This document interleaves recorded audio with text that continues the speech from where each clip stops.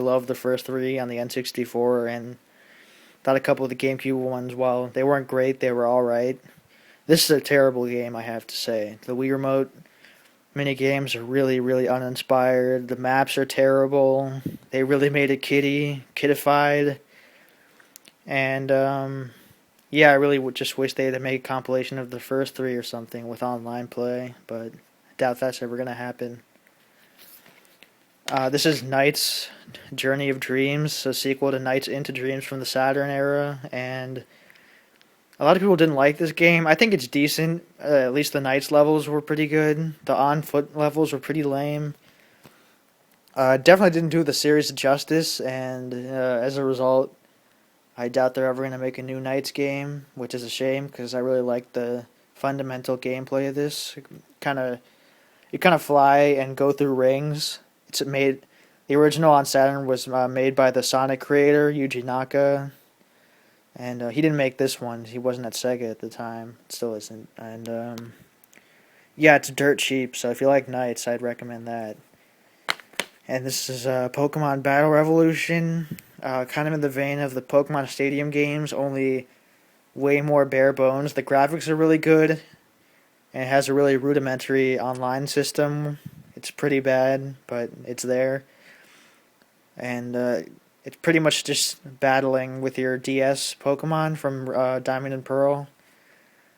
But you don't have rental Pokemon like you did in Stadium, so you definitely have to have Diamond and Pearl and pretty good Pokemon to battle. So this is just for the biggest fans only. Still wouldn't recommend it to them either. It's still a full price $50 game. 3 years later, so. And Mario Strikers Charged, sequel to the GameCube Super Mario Strikers, and this kind of more over the top version of the GameCube one. I actually prefer the GameCube one. This one's pretty violent. You can actually push people into electric fences and they get shocked, and it's kind of crazy too. You can score like 5 goals with one shot, and it's pretty fun if you're intimidated by the FIFA games or the Pro Evolution Soccer series. Give this a try. It's probably good for kids to learn the rules for soccer, and well, kind of. Okay, so Excitebots, kind of a spiritual sequel to Excite Truck. This is kind of an over-the-top version of Excite Truck with lots of crazy animal machines, as you can see on the cover. And they have lots of weird mini-games while you're driving, like poker. It's a really crazy game and really cheap since it bombed sales-wise, so you can find that cheap.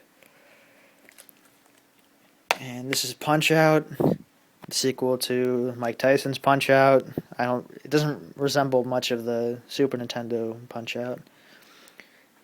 Plays exactly like the NES version, pretty much, and the graphics are really good, and the remix of the Punch-Out theme is really good, and it has a remix mode or whatever where you face all the characters again, but they kind of fix their weaknesses. So like Glass Joe, who has you can kind of keep punching him in the teeth. He has headgear to protect himself in the remix mode, so you have to find other strategies. That's pretty cool.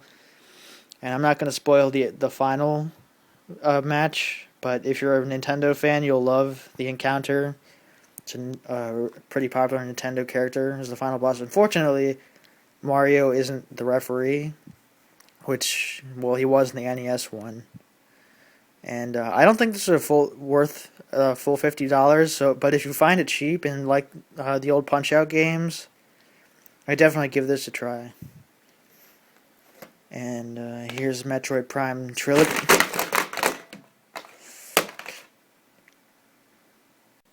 So to start out part 2, this is Metroid Prime Trilogy. It contains Metroid Prime 1, 2, and 3, all by Retro Studios. And this is actually pretty hard to find these days. A used one would probably cost you $50 to get, so which is unfortunate because it's a really fine package. This is a steel bookcase, and within it has a really good manual color, obviously, and a tiny art booklet that kind of chronicles the series, and it actually puts the Wii remote controls on the first two Metroid Prime games, which were obviously on GameCube. And I'm not sure if these are the definitive versions of 1 and 2 because I hear they lack kind of the particle effects, some of the like the freeze beam or the ice beam or whatever. Sorry, doesn't have some of the effects, the cool effects that gun had. So yeah, I don't know. I haven't gone back to the original Metroid Prime, so I can't really compare to check. But they're all really good games. Obviously, one is the best, as most people will probably tell you, and 2 and 3 are also really good. But the first one is just a step above, and ranks among the best games ever made, quite frankly. So on to Super Mario Galaxy, which is by far and away my favorite Wii game, and actually my favorite Mario game, period, which I never thought I'd say maybe 10 years ago.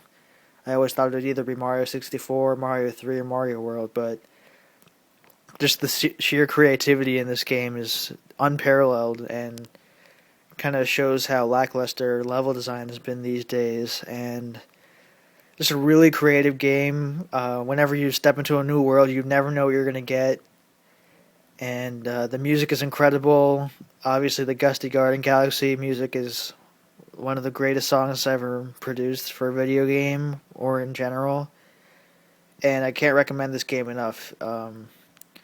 Gets really hard near the end. I'm sure you've already played this already, but yeah, not much else to say. It deserves all the praise it gets. So, then on to its sequel, Super Mario Galaxy 2. It's also a great game. Kind of an expansion pack, I guess. Maybe a little more fleshed out than your average expansion pack, but has Yoshi, and everyone loves Yoshi. I don't consider this as good as the first one. It's solid, it's great, but I don't know, it just wasn't as original. So I guess the impact wasn't as great. But one underrated feature about this game is the disc art. You don't really have to say that about a lot of games, but it's pretty cool.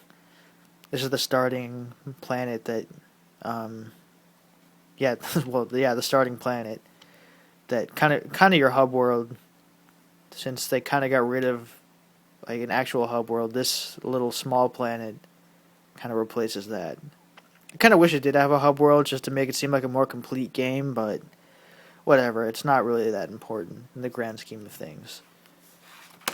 So that concludes my Wii collections for the games I actually did play, but I have a little selection of games here that I haven't yet played. I'll review them for some reason. This is Silent Hill Shattered Memories. I got this in that same buy to get one sale with from Tatsunoko vs. Capcom. And I look forward to playing this one. I just haven't gotten around to it. I'll probably play it since I'm on winter break. And seems cool. And this is New Play Control Pikmin. I already have Pikmin on GameCube. I got that the day it came out, I believe. And as far as I know, this is just Pikmin with Wii remote controls, which is actually pretty cool. I'll wait for Pikmin 3, frankly. And I got this at Best Buy for $5. That's the only reason why I have it. Maybe one day I'll play it. Some argue that this is actually better than Pikmin 2. I can see why, since I didn't like the underground cave worlds in Pikmin 2, and maybe the lack of a time limit kind of took away the dread and urgency you had in Pikmin 1, since you had a 30-day limit to get back to your... I don't really remember the story, but I think it's to rebuild your ship. But it's a really good game. Probably the last great Miyamoto franchise you'll ever get. So enjoy it. And this is Resident Evil 4 Wii Edition. Here it's the definitive Resident Evil 4 because of the Wii remote controls. You can also use it as a GameCube controller. And it has the good graphics of the GameCube version, and the extra features of the PS2 version it had back in the day.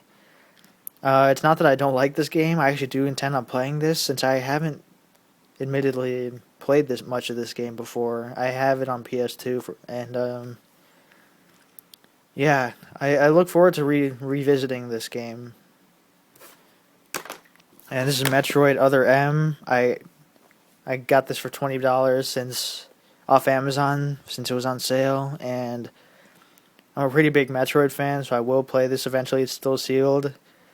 Haven't heard good things about it, but I don't know, it looked pretty fun to me, and I don't really care about the fact that Samus has to listen to a man to based on whether or not she can use new weapons or not. Whatever. I mean, yeah. And this is Boom Blocks. I got this for free. Not really much to say here. I don't really have much of an interest in this game. The only reason why I haven't sold it yet is because it doesn't really have any value at this point since it has a sequel. So, yeah.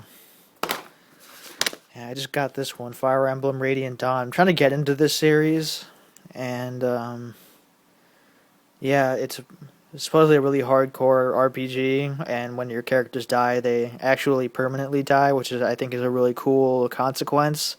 I don't think there's enough consequence in games these days, so yeah, I look forward to playing this one soon. And finally, Animal Crossing City Folk. I haven't opened it yet. I'm not really an Animal Crossing fan. I think it's kind of boring and repetitive. I'd say along with Kirby, this is my least favorite Nintendo franchise. And there's the Wii Speak, which is being discontinued since it was rarely used. Got this one for free as well, and I don't really intend on playing this since I hear it's pretty much exactly like the GameCube one without the NES games. So, yep, that's Animal Crossing. And that concludes my Wii Collection video. I also actually had Kirby's Epic Yarn. I don't have it anymore since I traded it for Halo Reach, which I then sold for something else. I didn't like Kirby's Epic Yarn. I think it's kind of a baby game. Doesn't have any consequence. You don't die, which I think is a problem with platformers. I mean, that really begs the question of why you play video games in the first place. I don't play them just to experience them. I want to get something out of my games. So, I mean, the graphics are amazing.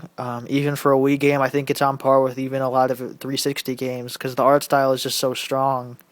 But I don't know, it's kind of babyish. I wouldn't recommend it if you're a fan of good platformers. So, yep. So thanks for watching, and I'll probably review PS3 next since I have a lot to say about those games.